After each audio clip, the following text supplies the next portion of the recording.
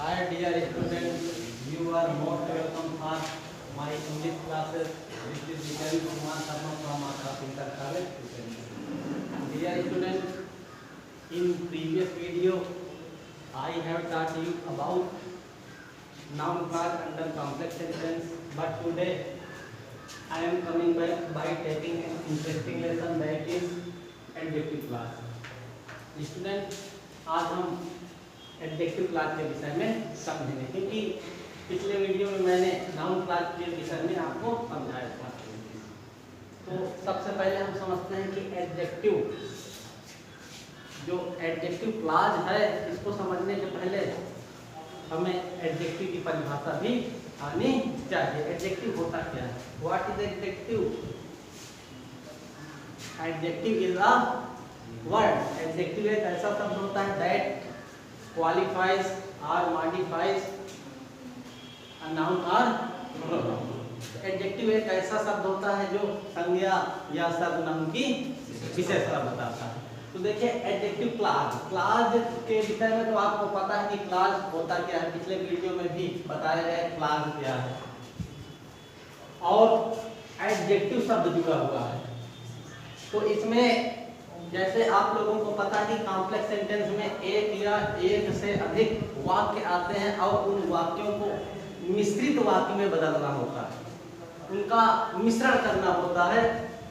तो इसमें जब एक वाक्य में आए हुए नाउन या प्रोनाउन के लिए किसी दूसरे वाक्य में कोई बात कही जाए, एडजेक्टिव क्लास का प्रयोग करते हैं। देखिए दो सेंटेंस होते हैं, इसमें दो सेंटेंस आएंगे।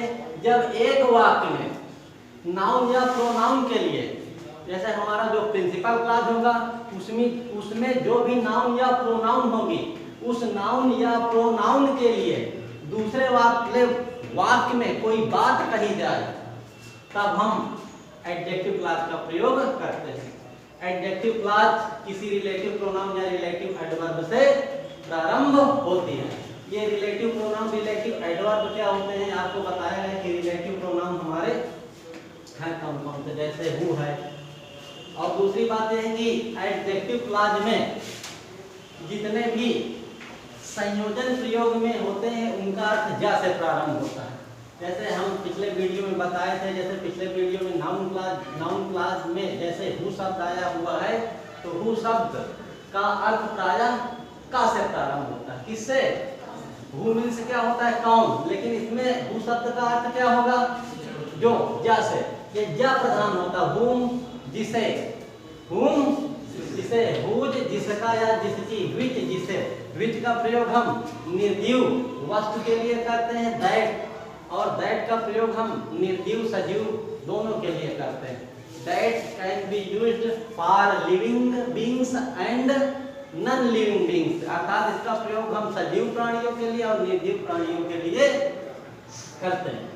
जबकि विच का प्रयोग हम किसके लिए करते हैं? ओनली नॉन बीइंग लिंग्स के लिए, अर्थात केवल निर्जीव प्राणी के लिए ही करते हैं। रिलेटिव हमारे एडवर्ब होते हैं वेयर। वेयर का क्या अर्थ होगा? जहां। अगर नाउन क्लॉज होता तो नाउन क्लॉज में वेयर का क्या अर्थ होता? कहां। वेयर एवर जहां कहीं। व्हाई जिस कारण। हाउ जिस तरह। व्हेन जब। तो कहने का अभिप्राय यह है कि जो हमारी एडजेक्टिव क्लॉज होती है, एडजेक्टिव क्लॉज में जो कनेक्टिव काम करते हैं, जैसे रिलेटिव प्रोनाउन कनेक्टिव के रूप में यूज किए जाएंगे, रिलेटिव एडवर्ब के रूप में जितने कनेक्टिव दिए गए हैं इनको प्रयोग किया जाएगा। इनका अर्थ प्रायः जा से प्रारंभ होगा। For example, I met a girl।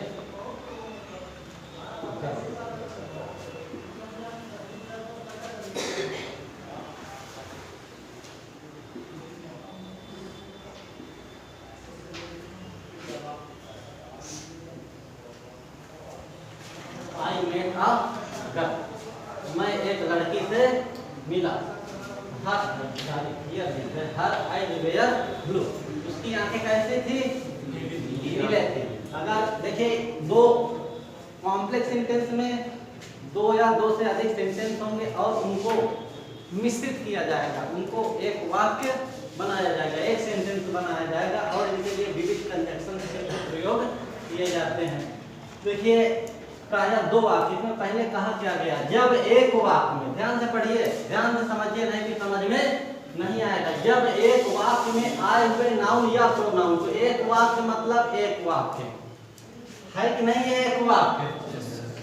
अब इसमें क्या कहा गया, जब नाउन या प्रोनाउन के लिए, इसमें नाउन आया है, कोई नाउन भी आया है और प्रोनाउन भी आया है, तो गर्ल क्या है, नाउन। किसी दूसरे वाक्य में कोई बात कही जाए, एडजेक्टिव क्लॉज का प्रयोग करते हैं। तो देखिए इसमें गर्ल के, लड़की के विषय में बात कुछ कही गई, दूसरे वाले वाक्य में कही गई। जैसे आई मेट अ गर्ल, मैं एक लड़की से मिला, हर आइज वेयर ब्लू, उसकी आंखें नीली थी। तो इसमें लड़की के आंखों का संबंध बताया गया है। संबंध किससे किसका बताया गया है, लड़की के आंखों का संबंध बताया गया है। जिसको हमें कॉम्प्लेक्स सेंटेंस में कंबाइंड करना है, इसको हम कंबाइंड कैसे करेंगे,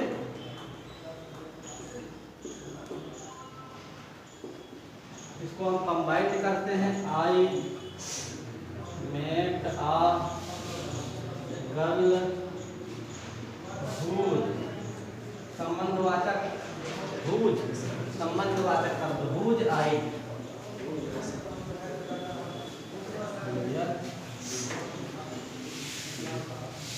भाई समझ में आ रहा, मैं एक लड़की से मिला जिसकी आंखें, और ये हमारा हुज आइज वेयर ब्लू हमारा काम कर रहा है एडजेक्टिव क्लॉज, एडजेक्टिव क्लॉज हमारा। अर्थात कहने का आशा ये है कि इसमें लड़की, ये इस लड़की की आंखों की विशेषता बताई गई है इतने शब्दों। तो ये एडजेक्टिव हुआ हमारा, इसमें विशेषता बताई गई लड़की की आंखों के, तो विशेषता बताने के लिए एडजेक्टिव, और ये हमारा हुआ क्लॉज।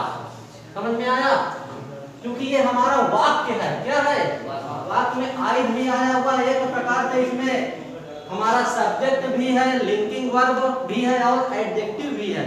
तो ये हमारा क्या है, क्लॉज। नेक्स्ट सेंटेंस है,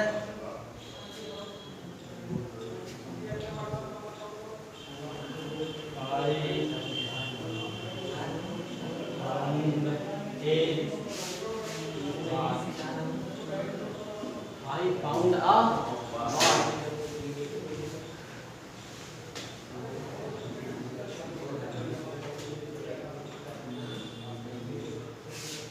It was broken. I found a watch. मैंने एक घड़ी पाया। It was broken. यह टूटी हुई थी। क्या टूटा हुआ था? तो देखिए किसका किससे संबंध बताया गया है। इसमें वाच शब्द के लिए हमको लगता है दूसरे वाले वाक्य में कुछ बताया गया है। क्यों? यही तो ऊपर से लिखा हुआ है एक वाक्य, मतलब इसमें एक वाक्य आएगा और उस वाक्य के नाउन या प्रोनाउन के विषय में बताया किसमें जाएगा, दूसरे वाक्य में बताया जाएगा, और उसको विविध कनेक्टिव के माध्यम से हमें जोड़ना है। क्योंकि इसमें जैसे वाच की विशेषता बताई जाएगी तो दूसरे वाले वाक्य में बताई जाएगी, तो दूसरे वाला पूरा वाक्य हमारा एडजेक्टिव, एडजेक्टिव विशेषक को क्या कहते हैं, एडजेक्टिव। क्योंकि इसमें हमारा सब्जेक्ट भी होगा, वर्ब भी होगा, तो हमारा होगा clause. I found a watch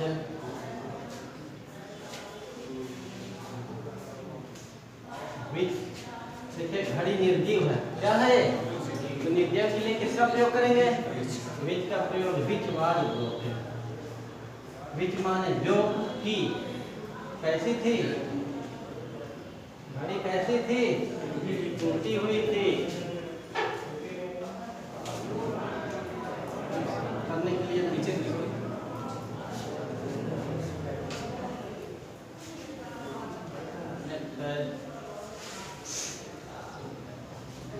और एक बात समझ लीजिए, इसमें जो वाक्य हमारा पहले आया हुआ है, देखिए आई मेट ए गर्ल है, इसमें जो नाउन या प्रोनाउन होगा, जो नाउन आएगा प्रोनाउन के साथ नहीं, जो भी नाउन आएगा उसके साथ आर्टिकल का प्रयोग जरूर होगा।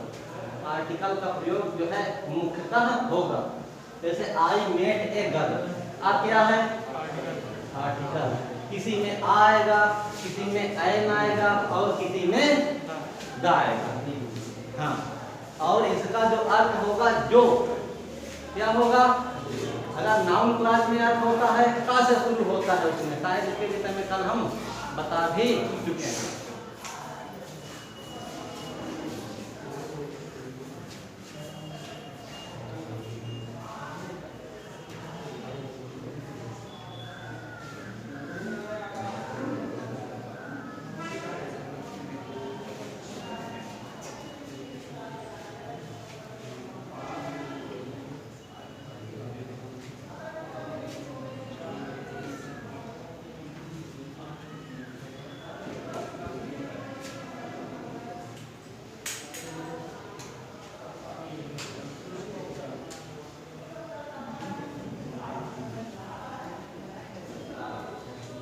P.T. Nehru went to many places. Pandit Nehru went to many places. बहुत सारे स्थान गए, he was welcome there, उनका वहीं पर स्वागत हुआ। पंडित नेहरू अनेक स्थान गए और उनका वहीं पर स्वागत हुआ। तो देखिए इसमें स्थान के विषय में बताया जा रहा है, किसके विषय में। अब आपको कौन सा कनेक्टिव यूज करना है, जैसे वाच निर्जीव वस्तु था तो विच का प्रयोग किया, और आंखों का संबंध बताया गया तो हुज का प्रयोग किया। और बाय द वे अगर स्थान के विषय में बताया जाए तो स्थान के लिए हमारा वेयर या वेयर सिवा कनेक्टिव का प्रयोग करते हैं।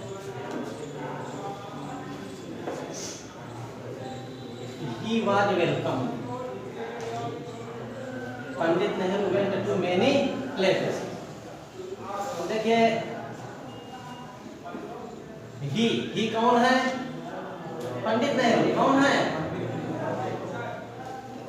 P.T. Nehru was welcome. P.T. Nehru was welcome. P.T. Nehru was welcome. P.T. Nehru का स्वागत हुआ था। Where he was, जहाँ कहीं, where he was means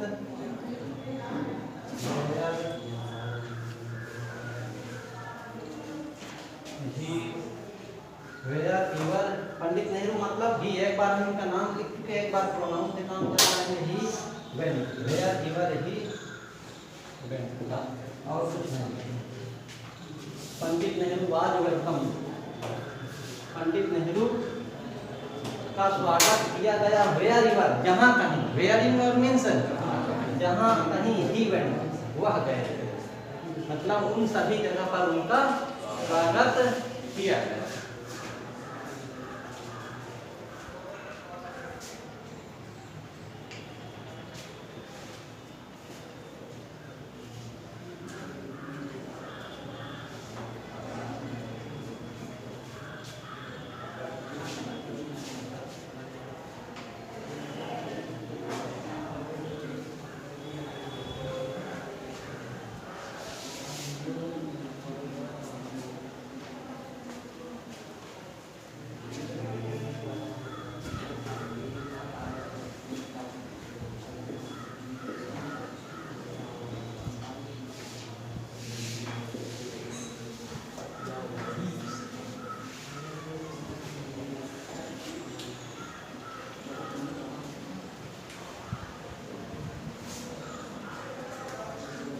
This is the place. This is, यह वही स्थान है, यह I was born here, मतलब यह वही स्थान है जहाँ मैं यहाँ पर पैदा हुआ था। यह वही स्थान है, मैं यहाँ पर पैदा हुआ था। तो इसके विषय में बताया गया है स्थान। और लगा क्या है इसके पहले, आर्टिकल। आर्टिकल्स भी हमारी दो प्रकार की होती है, डिफिनिट आर्टिकल और इनडिफिनिट आर्टिकल। जो हमारी डिफिनिट आर्टिकल होती है द, और इनडिफिनिट आर्टिकल होती है ए और एन। इस आर्टिकल के विषय में आपको पढ़ाया जाएगा, सिंटेक्स में पढ़ाया जाएगा। और हम पढ़ा रहे हैं सिंथेसिस। सिंथेसिस में कॉम्बिनेशन होता है, किसका कॉम्बिनेशन, दो या दो से अधिक वाक्यों का कॉम्बिनेशन, मतलब दो या दो से अधिक वाक्यों में जो भी कुछ कहा गया है उन दोनों को एक वाक्य में पिरोना, उन सारी बातों को एक वाक्य के माध्यम से कहना, मिला करके कहना। बना लोगे? क्या बनाओगे? This is the place where I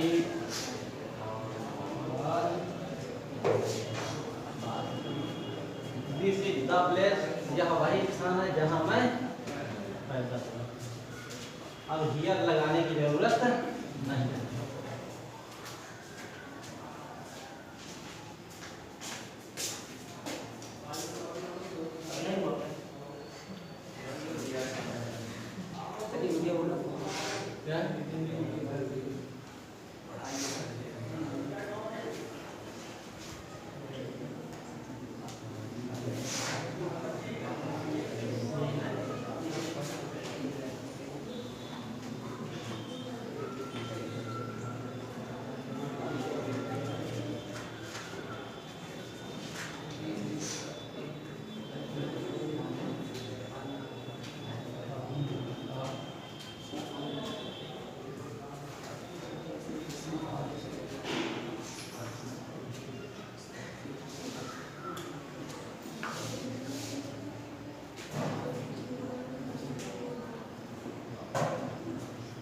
next है हमारा सी फाउंड अ पर्स। उसने क्या पाया?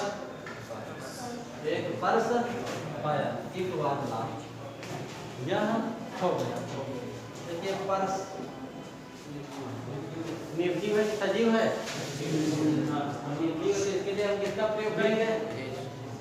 हाँ, विच कनेक्टिव का प्रयोग करेंगे। तो she found a purse which was lost, जो खो गया।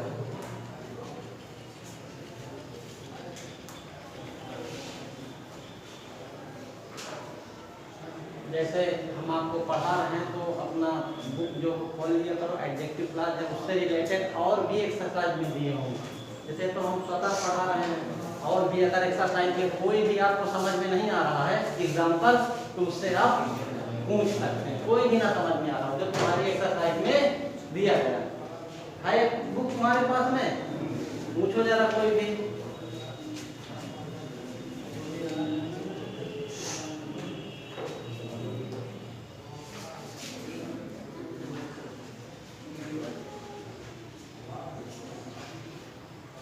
नेक्स्ट पूछो नहीं, देरी मत करो यार।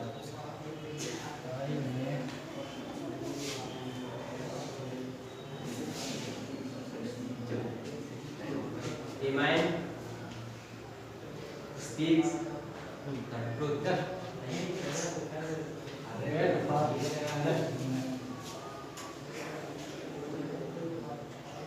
नेक्स्ट देख लीजिए example, I met a man, और भी लिखा हो सकता है yesterday I met a man, या I met a man yesterday he was blind.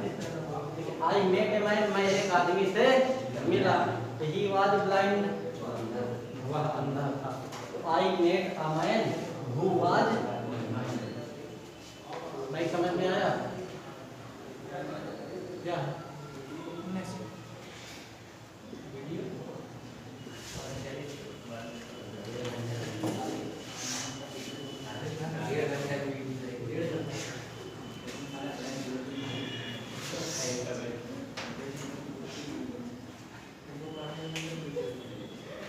चलो पूछ सकते हो next. A man speaks the truth.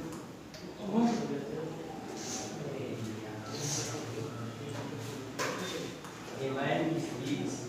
A man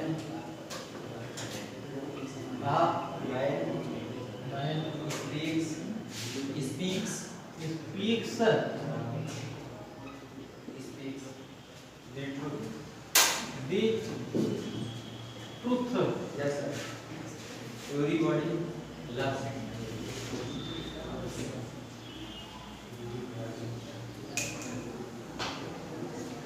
Loves it.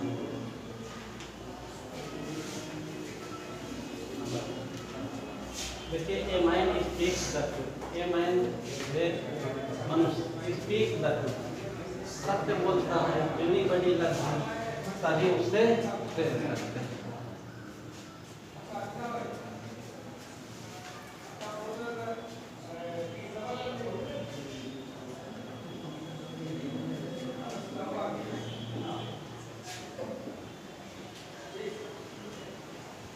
Everybody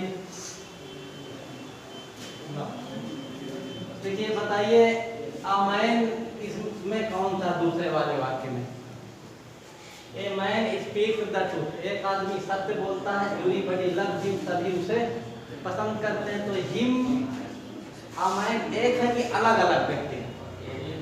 एक है ना। तो इसका मतलब यह है कि हम इसे भी लिख सकते हैं, इसकी जगह पर इसको लिख सकते हैं और इसकी जगह पर इसको लिख सकते हैं। तो एवरीबॉडी लव्स ए मैन,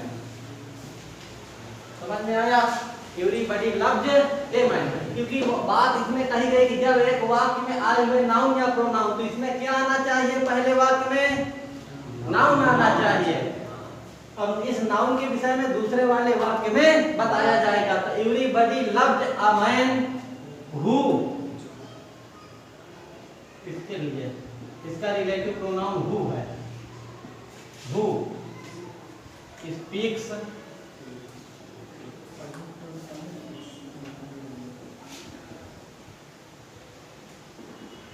आ गया समझ में? एवरीबॉडी लव्स ए मैन, सभी एक व्यक्ति को प्रेम करते हैं, हु स्पीक्स द ट्रूथ, जो सत्य बोलता है। नेक्स्ट